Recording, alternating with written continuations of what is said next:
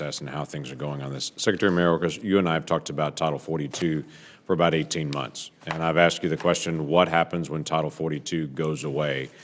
And for 18 months, you've said, we're working on it.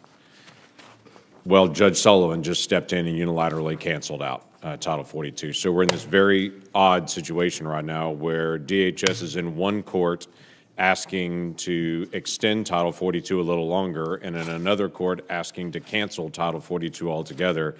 But we're still waiting to try to figure out what happens now and how many people are about to cross the border. What's the plan for dealing with this mass migration and illegal immigration coming now post-Title 42? Senator, what we requested of Judge Sullivan in the District Court of D.C. was an orderly wind-down period of 35 days, and which was unopposed and which was granted by the court. What we are doing is precisely what we announced we would do in April of this year, and we have indeed been executing on the plan.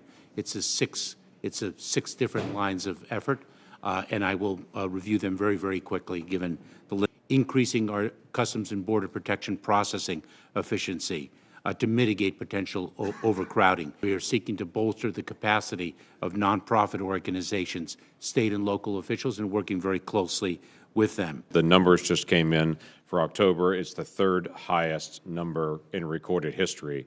So while those things were implemented, the numbers continue to accelerate, and this goes back to the estimates when Title 42 goes away. There was an expectation from Intel to be able to say these numbers will surge even greater.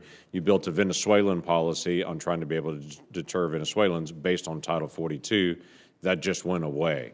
And so what we're trying to figure out is what is the plan, because the plan you just articulated has led to the third highest number for any single month in history. So there are a few points, if I may, Senator, and thank you.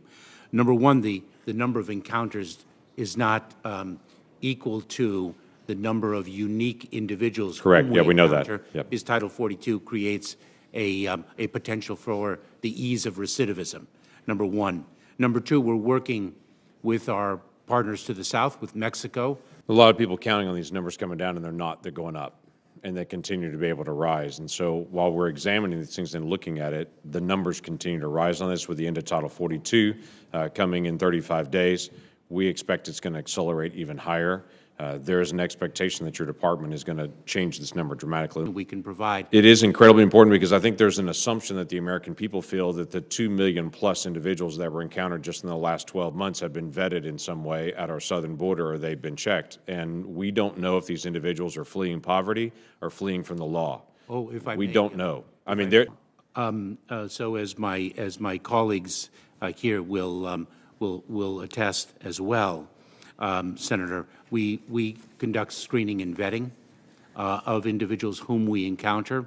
We have a robust screening and vetting process. It actually is recurrent vetting. We have asked your team, and you and I have talked about it before, about the information for the NPP and the decision-making process for the Remain in Mexico policy on this. We asked about that for a while. We just recently got a letter back saying that there are no responsive documents that have been withheld. Basically, you have everything that we would have, but the implication then is the decision-making process of who qualifies for the MPP and who does not was left up to a case-by-case basis, and there are no guidance documents. I find that hard to believe, that there were no guidance documents given to anyone on your team anywhere along the border on how to be able to decide. Yet your team is so far telling me, hey, we don't have anything. We never printed anything. I find that exceptionally hard to believe. I'd like to be able to follow up and be able to get access to those documents. I look forward to discussing that with you, because I certainly have some very important points to make in response to your concern.